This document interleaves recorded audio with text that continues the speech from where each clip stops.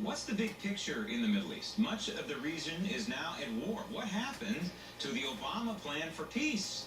Joining me now, investigative journalist and Daily Ledger contributor Kimberly Dvorak. Kimberly, we've been speaking about all the weaponry that's being shipped from the United States to the Middle East in general. Specifically Israel, there's some new developments regarding that?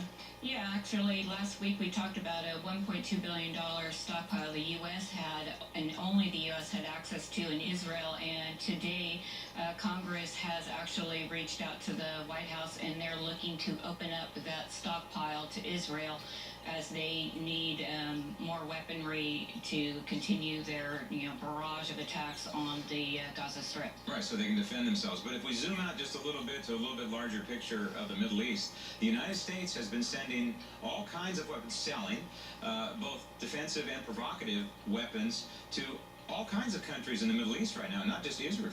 Yeah, last week we kind of talked about some of the other Gulf nations, Saudi Arabia, Qatar, UAE, and Kuwait. This week we kind of got a bit of a shocker from the Inspector General on Monday.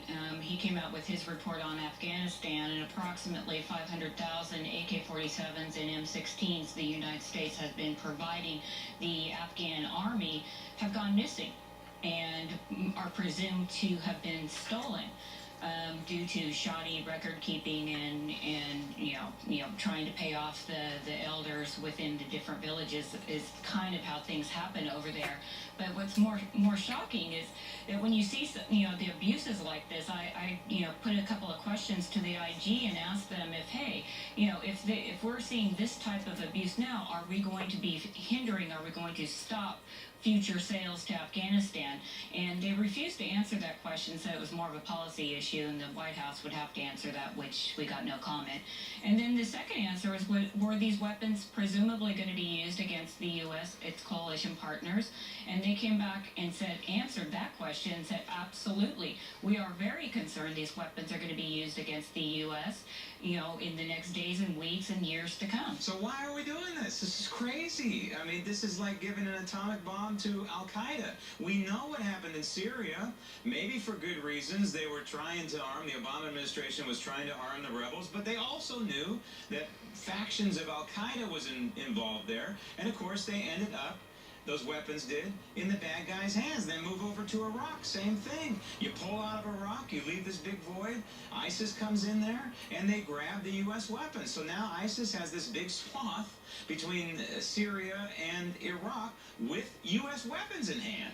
Yeah, and the next place I think that we're going to see ISIS head to is going to be Afghanistan, because we're all supposed to be leaving by the end of the year, and the Brits and the United States are also. They're going to be leaving tens of billions of dollars worth of equipment. Now the Department of Defense says, well, we're going to take all of the weapons off of the MRAPs and such that we're leaving behind, but I mean, all they have to do is go to their neighbor across the way and say, hey, you got some extra guns, and they'll rearm these. It's like, they can take an AK and have it not be an automatic weapon, and with a little modification, it's an automatic weapon. We're leaving that there. We've announced that we're leaving that stuff there. And so why wouldn't ISIS decide to go over, maybe partner with the Taliban, in which, earlier this year, the NIE, the National Intelligence Agency, came out with a report saying that by 2017, even if we continue to give Afghanistan the $8 billion that we're scheduled to give them through 2024, the Taliban will be taking over power in Afghanistan. So why are we leaving the weapons? Why are we notifying everybody in the region when we're leaving? And, I think that what you're going to see is a consolidation with this ISIS group that started up in Iraq, like you just said, has gone back to Syria. They now have all kinds of weapons. They're learning how to use them. Sometimes the folks will know how to use them. Other times, like we saw with MH17, the shot down a plane, they didn't know how to use the equipment. So what's the big picture here? I mean, we have the Middle East East basically erupting in flames, and you can include parts of North Africa in that as well. You have Israel, of course, at war with Hamas. We have the situation in Syria. Jordan next door is on precarious ground. We're hearing from Hezbollah all of a sudden again. And, of course, we have the situation in Iraq with ISIS. Meantime, Iran is marching toward a nuclear bomb, and over to North Africa, you have Libya in a state of chaos. Is this building toward something, or are these little isolated incidents? No, I don't see how you can think this can't be building to something if, lay people like us can sit here and talk about it and start looking at all the pieces, and we start putting those pieces together so they form a bigger picture.